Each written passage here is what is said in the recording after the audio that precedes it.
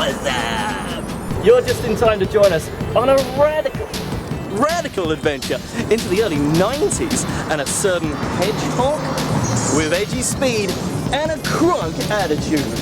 All under one dope roof at the ILEC.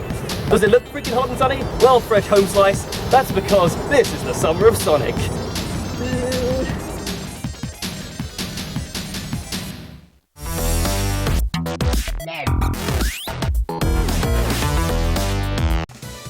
Jerry Terrier, the Gagger Man, Rob the Frog and I made our way to West Brompton in London on the Overground train and arrived about 15 minutes before opening time to a long queue wrapping around the corner and down the street. We were slowly but surely funneled into the building, killing time by watching the cosplayers walk by.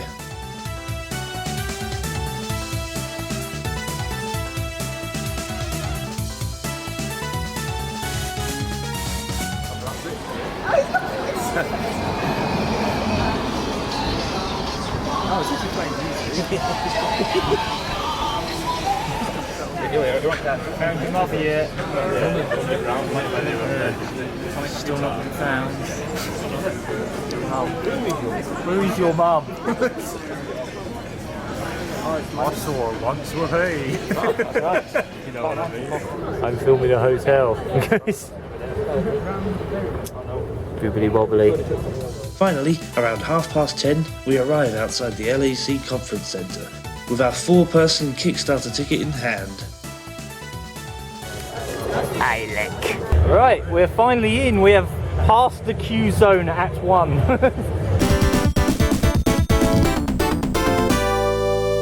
Ah, look at that lovely ceiling.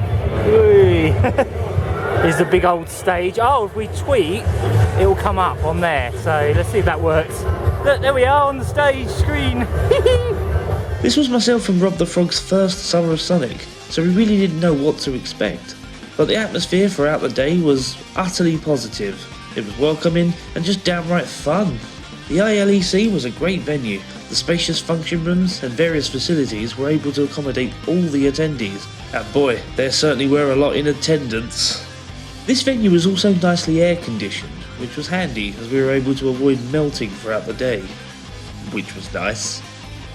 As soon as we entered the hall, I was impressed with the plushness of the venue. The screen displayed a fan-filled countdown to the festivities, and we were off.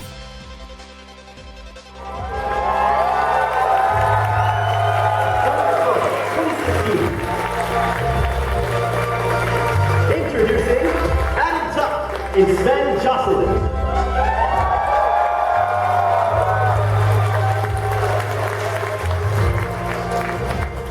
How's it going, Summer of Sonic? I think we'll try that again. How are you doing, Summer of Sonic?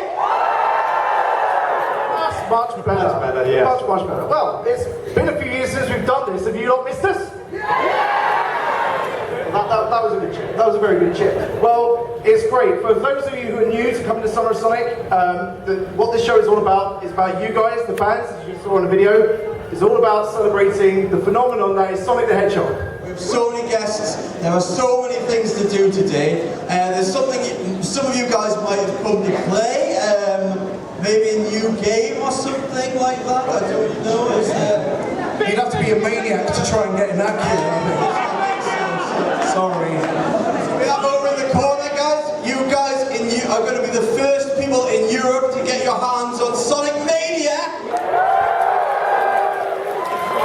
We also have in the gaming area the latest Sonic Boom game on 3DS ready for you to play, as well as Sonic Dash, and a selection of retro games courtesy of our friends at Joypad. Oh wow, okay. They've got the original, a load of the original games on lovely CRTs over here.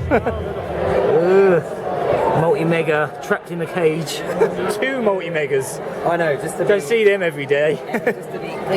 And a French variation of Mean Bean Machine as well. This assortment of classic Sonic games, and Shadow the Hedgehog, was beautifully presented by gaming event organisers Joypad, displayed on CRT tellies with games swapped out throughout the day, including Sonic the Fighters, both Sonic Adventures, Sonic CD, Sonic 3 and Knuckles, Nights into Dreams, Mean Bean Machine, and best of all... And I think a few of you requested this Sonic R as well. So oh yeah! We're trapped! It's like they're in jail or something. Yeah, they're in jail for being too good, especially this one. They have Sonic Dash Extreme here. It's the arcade version of the phone game. I think I played this at EAG. It's got this lovely giant D-pad. It's kind of cool. Even though we didn't quite get time to have a go on it, from what I could tell this game had some additional bells and whistles added to it since EAG. I did however manage to snag a rather lovely Sonic Dash poster signed by the developers from Hardlight Studios. Good thing I brought a poster tube with me. Over here is where you can sit down and draw, I believe. And I think that's the live stream feed on that telly over there. This is the merchandise store, which is cram-packed, so I'm not actually sure what's there at the moment. The merch area, held by the official Sonic the Hedgehog merchandise website, was mainly made up of toys from Sonic Boom as well as Meccano sets and other little bits and bobs. But they also had these new 25th anniversary t-shirts which debuted here, including the cute Sonic the Hedgehog one, and this one of a doodly Sonic running, which I ended up grabbing. I also got this nice Sonic Spinball poster print with my purchase. Finally, there was a raffle to win this 20th anniversary Sonic statue, with all proceeds going to the charity Special Effect. Safe to say I had to chip in to try and get my hands on this. Drop Dead also had a corner showing off their recent clothing line, including bags, jackets, dresses and these brilliant slippers. But rather oddly, they were only for display and not for sale. They even had a little sign put up eventually that said, "Go order these on the website." Oh well, it was nice to have a browse through the entire line in the flesh, so to speak. Alright, first place! There was one garment that had me interested, and that was the Sonic Jam jumper, but due to it not being for sale, I did not buy anything that day. That's not to say, however, that I left the event empty-handed thanks to an event later in the evening. Never mind the Buzzbombers was pretty good. They play that name game where you put a name, or a picture in this case, on your forehead and have to guess who you are. Like in Inglourious Bastards. That famous scene where they're trying to impersonate Nazis with Sonic characters stuck to their heads. Or something. You have no idea. Am I a meme? Thought so. We caught what we could of this daft yet fun quiz, but at this point we were in the queue for a certain upcoming game demo. But more about that later.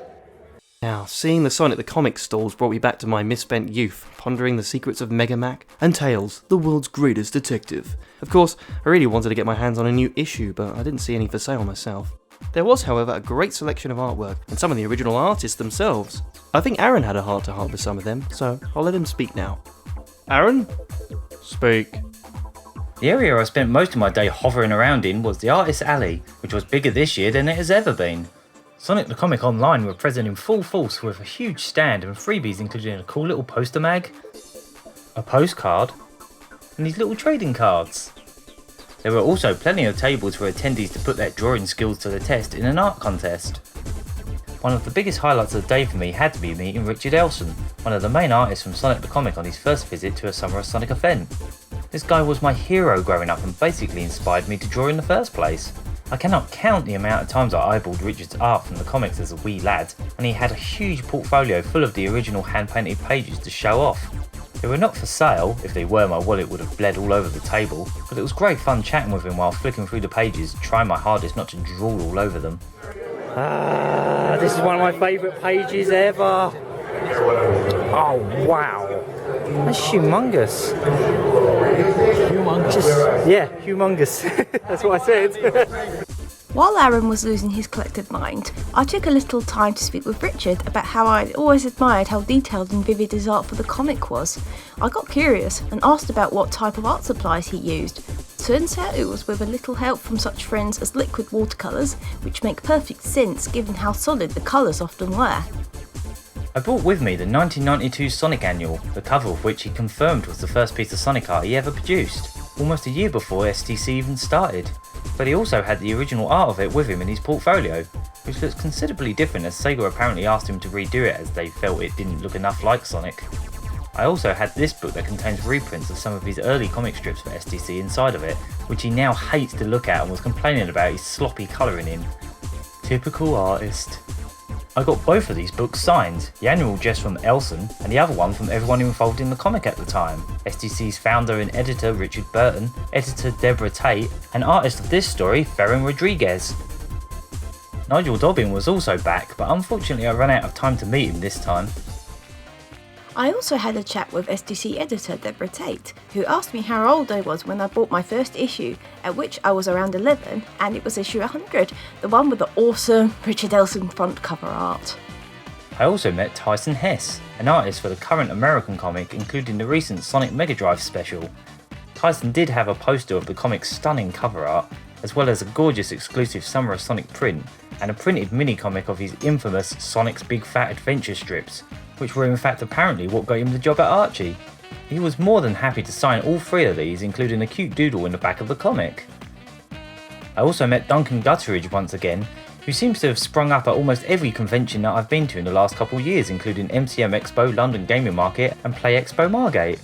This time he had something brand new to show, a piece of art made to celebrate the 25th anniversary. Prints were already sold out of this when I got there, as was almost everything else, as this was his most successful convention appearance yet. I did however buy this rather snazzy mug from him covered in Banix and Robotnik. Thanks for watching, guys. Be sure to subscribe and join us for part 2 of our Summer of Sonic coverage, when we get hands-on with Sonic Mania and give our impressions. Until then, I'm waiting. Yeah, thanks, bye.